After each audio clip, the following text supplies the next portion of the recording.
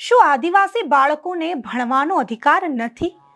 આદિવાસી વિસ્તારોમાં સ્કૂલો તો છે, પરંતુ એ સ્કૂલો ઉપર તાળું છે, કારણ કે સ્કૂલમાં શિક્ષક જ નથી. બાળકોને ભણવું છે, ભણવા મળતું નથી. શિક્ષકોને ભણાવવું છે, ભણાવવા નથી મળતું. તો આ બંનેની વચ્ચે રોડો કોણ બની રહ્યું છે? નમસ્કાર, હું અમરીન અને તમે જોઈ રહ્યા છો નિર્ભય ન્યૂઝ.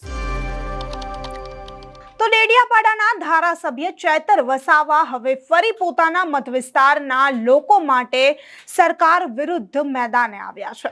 તેમણે મુખ્યમંત્રીને આવેદનપત્ર લખી પોતાના વિસ્તારમાં શિક્ષકની અછત પૂરી કરવાની માંગણી પણ કરી છે.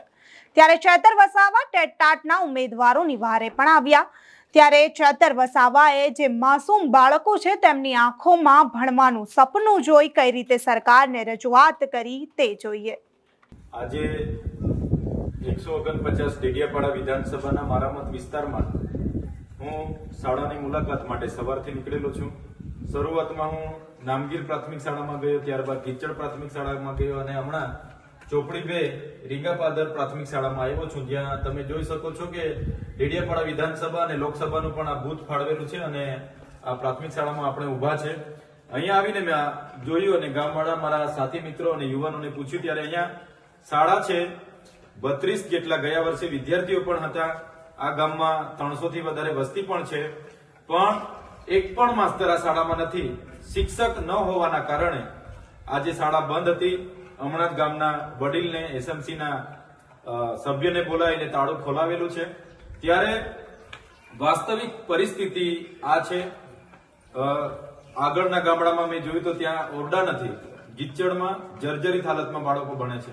એવી રીતના ઘણી શાળાઓમાં આ પરિસ્થિતિ છે. ત્યારે આવનારી કન્યા કેળવણી મહોત્સવ હોય કે શાળા પ્રવેશ મહોત્સવ હોય, જ્યાં સુધી આવી શાળાઓમાં પૂરતા શિક્ષકો નહીં હશે, જર્જરિત શાળાઓના પૂરતા ઓરડા નહીં હશે, તો આ બંને કાર્યક્રમોને અમે બહિષ્કાર કરીશું અને અમને પહેલા શિક્ષકો અને પહેલા શાળાના ઓરડા મળે એ અમે સરકાર પર માગણી કરીશું.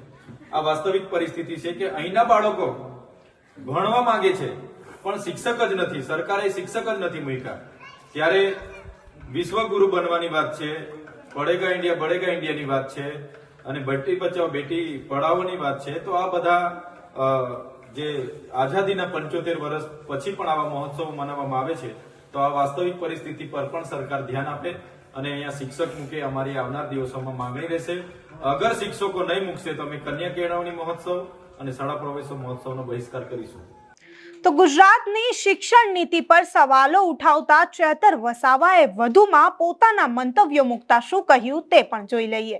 આજે અમે માનનીય મુખ્યમંત્રી શ્રી, શિક્ષણ મંત્રી શ્રી અને શિક્ષણ સચિવને પત્ર દ્વારા ગંભીર બાબતમાં ધ્યાન દોર્યું છે.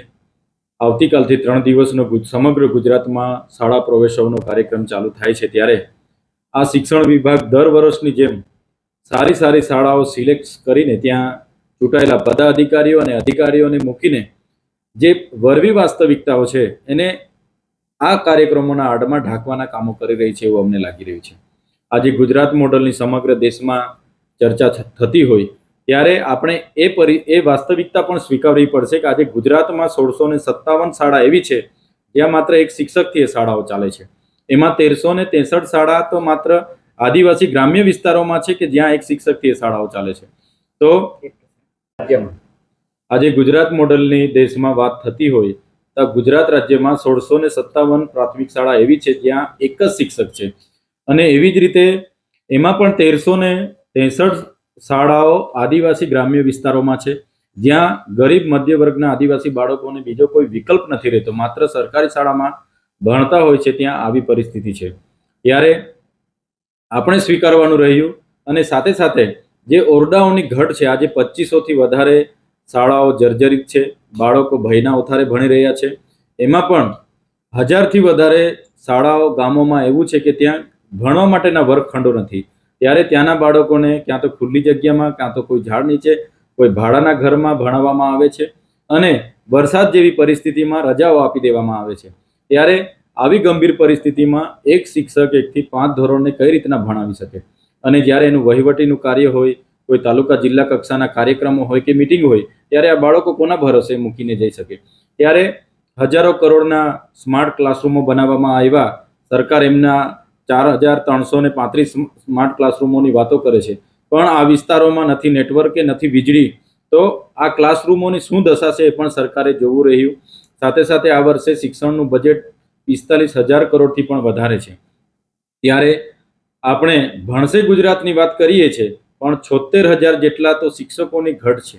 આપણે વિશ્વગુરુ બનવાની વાત કરીએ છીએ, અહીં શાળાઓમાં ભણાવવા માટે ગુરુ નથી. ત્યારે અમે સરકારને અપીલ કરીએ છીએ, વિનંતી કરીએ છીએ કે બીજા બધા ઉત્સવો કરતાં પણ અગત્યનું જે કોઈ બાબત હોય તો શિક્ષકોને શાળા પ્રવેશોત્સવ કરાવો, શિક્ષકોની ભરતી કરો, અને જે ટેટ પાસ ઉમેદવારો છે એ કાયમી શિક્ષક માટે એમણે તમામ કસોટીઓ પાસ કરી છે, ત્યારે એમને નિમણૂકો આપો અને આ જે ઘટ શિક્ષકની છે, શિક્ષકોની ઘટ પૂરી થાય એવી આપશ્રીને અમારી વિનંતી છે. સાથે સાથે આવનાર દિવસોમાં આ ભૌતિક સુવિધાઓ, આ શાળાના ઓરડાઓ હોય કે શાળામાં શિક્ષકોની વ્યવસ્થા હોય, એ નહીં થશે તો મજબૂરન અમારે સરકાર સામે સરકારના કાર્યક્રમોનો બહિષ્કાર કરવો પડશે. એટલા માટે જ અમે કહીએ છીએ કે સરકાર આમાં ગંભીરતાથી લે અને પૂરતા શિક્ષકોની ભરતી કરે, ઓરડાઓ બનાવી આપે અને આ વિસ્તારમાં ભૌતિક સુવિધાઓ પૂરી પાડે, એ જ આપના માધ્યમથી અમે કહીએ છીએ. તો પોતાના મત વિસ્તારના લોકો માટે સરકાર વિરુદ્ધ આંદોલન છેડનાર અને સરકાર વિરુદ્ધ પોતાનો અવાજ ઉઠાવનાર ચેતર વસાવા વિશે તમારું શું કહેવું છે તેમને કમેન્ટ કરી ચોક્કસથી જણાવજો તથા અમારી ચેનલ નિર્ભય ન્યૂઝને લાઇક, શેર અને સબસ્ક્રાઇબ કરવાનું ભૂલશો નહીં. આભાર.